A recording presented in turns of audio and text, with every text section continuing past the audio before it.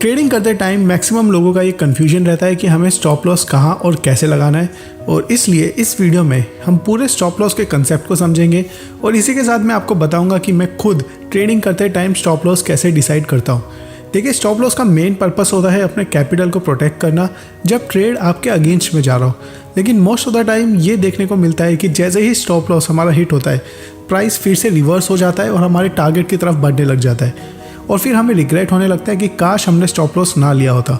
कुछ लोग तो स्टॉप लॉस सिर्फ अपने मन में लगाते हैं और इमोशंस पर कंट्रोल ना होने की वजह से ट्रेड को एग्जिट नहीं कर पाते और एक बड़े लॉस में फंस जाते हैं। अब ये सब प्रॉब्लम होती है गलत एंट्री की वजह से। अगर आपकी एंट्री ही गलत होगी तो आपका स्टॉप लॉस भी गलत लगेगा। अब जितने भी लोग स्टॉक्स को 5 से 10 साल के लिए बाय करते हैं, उन्हें तो स्टॉप लॉस लगाने की ज़रूरत ही नहीं है। उन्हें बस अपनी एंट्री तब करनी है जब ओवरऑल मार्केट करेक्शन के फेज़ में हो, और अपने वो 8-10 क्वालिटी स्टॉक्स को बाय करके आप होल्ड करके छोड़ सकते हो। लेकिन जो लोग इंट्राडे या स्विंग ट्रेडिंग करते हैं, उन्हें स्टॉप लॉस लगाना बहुत ज़रूरी है, नहीं तो वो मार्केट में ज़्यादा टाइम तक अपना कैपिटल नहीं बचा पाएंगे। मैं मोस्टली स्विंग ट्रेडिंग करता हूँ और मेरी एंट्री सिर्फ तब होती है जब किसी स्टॉक में वीकली ब्रेकआउट होता है, क्योंकि स्मॉल टाइम फ्रेम्स में स्टॉप लॉस बहुत ज़्यादा हिट होता है, उसमें एसएल हंटिंग भी बहुत ज़्यादा होती है। इसलिए मैं हमेशा प्रीफर करता हूँ कि मैं हायर टाइम फ्रेम में ही ट्रेड करूँ। स्विंग ट्रेडिंग में कई लोगों ने ये एक्सपीरियंस किया होगा कि एवरेज डाउन करते रहो, स्टॉप लॉस की भी ज़रूरत नहीं है, जैसे ही प्राइस आपकी डायरेक्शन में जाएगा आप प्रॉफिट बुक कर सकते हो। और ये तरीका मोस्ट ऑफ द टाइम चलेगा भी, लेकिन फिर एक दिन आएगा जब आप एवरेज करके बैठे होंगे और वो सिंगल ट्रेड का लॉस आपके महीनों के प्रॉफिट को एक साथ ले जाएगा। अब मैं आपको कुछ एग्जांपल्स दिखाता हूँ ताकि आपको क्लियर आइडिया हो जाए कि मैं खुद कैसे एंट्री और स्टॉप लॉस को प्लान करता हूँ। अब चलते हैं गाइज हम सीधा ट्रेडिंग व्यू के प्लेटफॉर्म पे। अगर आपने अभी तक ट्रेडिंग व्यू डाउनलोड नहीं किया है तो इसका लिंक आपको डिस्क्रिप्शन में मिल जाएगा। ये बहुत ही बढ़िया प्लेटफॉर्म है जिस पे आप आराम से एनालिसिस कर सकते हो। अब कुछ टाइम पहले मैंने राइट्स करके एक स्टॉक है जिसमें एंट्री ली थी। ये राइट्स का वीकली टाइम फ्रेम का चार्ट है और यहाँ पे आप लोग देख सकते हो कि इसमें एक कमाल का वीकली ब्रेकआउट हमें देखने को मिला था। ये है असेंडिंग ट्रायंगल पैटर्न का गाइज ब्रेकआउट, और यहाँ पे आप देखेंगे तो 432 के रेट पर यहाँ पे ब्रेकआउट हुआ था। अब मेरी जो ट्रेडिंग स्ट्रैटेजी होती है वो होती है कि मैं तभी एंट्री लेता हूँ जब एक वीकली ब्रेकआउट होता है, और जो मेरी एंट्री थी वो थी 432 के रेट पे। ठीक है, अब हमारा जो स्टॉप लॉस होना चाहिए, जो मैं यूजुअली डिसाइड करता हूँ, वो होता है इस ब्रेकआउट के नीचे का 5% मैक्स, इससे ज़्यादा नहीं। मैं किसी भी ट्रेड में मोर देन 5% का रिस्क नहीं लेता हूँ, चाहे कुछ भी हो जाए।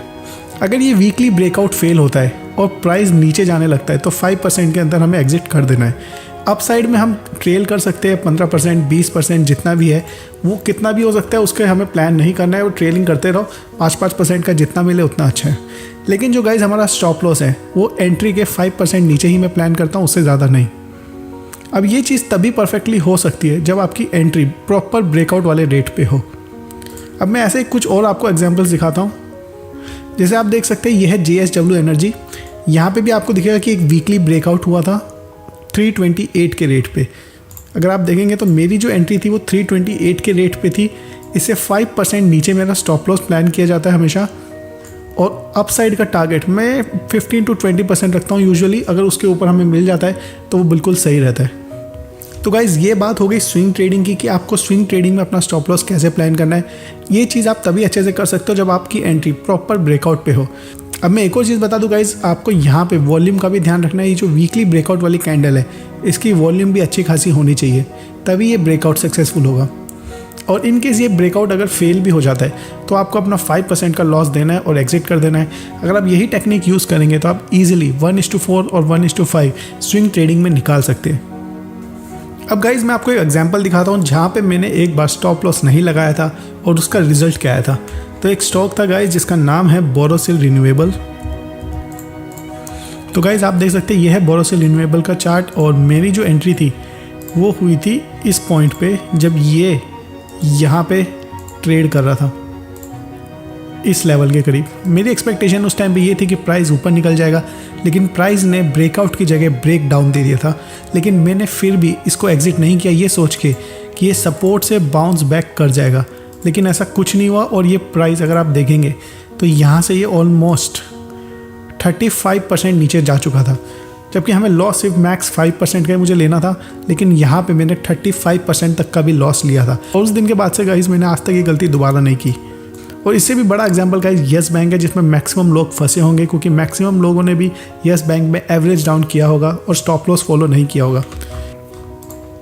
तो गाइज़ ये हो गई हमारी स्विंग ट्रेडिंग की बात। अब आ जाते हैं निफ्टी पर और मैं आपको दिखाता हूँ कि इन केस अगर आपको इंट्राडे ट्रेडिंग करनी है तो आपका स्टॉप लॉस क्या होना चाहिए। मैं पर्सनली इंट्राडे ट्रेडिंग नहीं करता हूँ निफ्टी में, क्योंकि इसमें प्रोबेबिलिटी बहुत कम हो जाती है आपके प्रॉफिट हिट होने की, क्योंकि इसमें एसएल हंटिंग बहुत ज़्यादा की जाती है।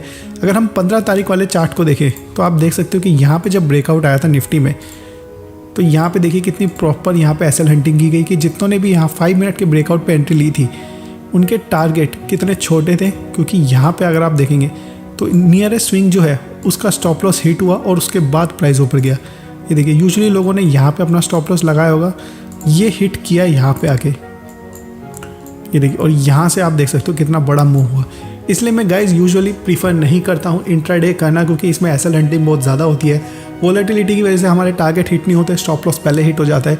लेकिन फिर भी अगर आपको ये चीज़ करनी है तो आप 5 मिनट का ब्रेकआउट ट्रेड कर सकते हो। 5 मिनट का ब्रेकआउट ऐसा होता है कि जिसमें यहाँ पे 3 टच के बाद एक कैंडल का ब्रेकआउट आता है और इस कैंडल के लो को आपको स्टॉप लॉस मान के चलना है बस। अगर आप ये चीज़ भी फॉलो कर लेंगे तब भी आप ट्रेड कर सकते हो। मैं पर्सनली नहीं करता, क्योंकि इसके लिए हमें पूरा दिन मार्केट को बैठ के स्क्रीन टाइम देना पड़ता है और देखना पड़ता है। So guys that's it for this video. अगर आपको इस वीडियो से कुछ भी सीखने को मिला हो then make sure to hit like and subscribe our channel. और अगर आपने अभी तक हमारे टेलीग्राम पेज को फॉलो नहीं किया तो उसका भी लिंक आपको डिस्क्रिप्शन में मिल जाएगा।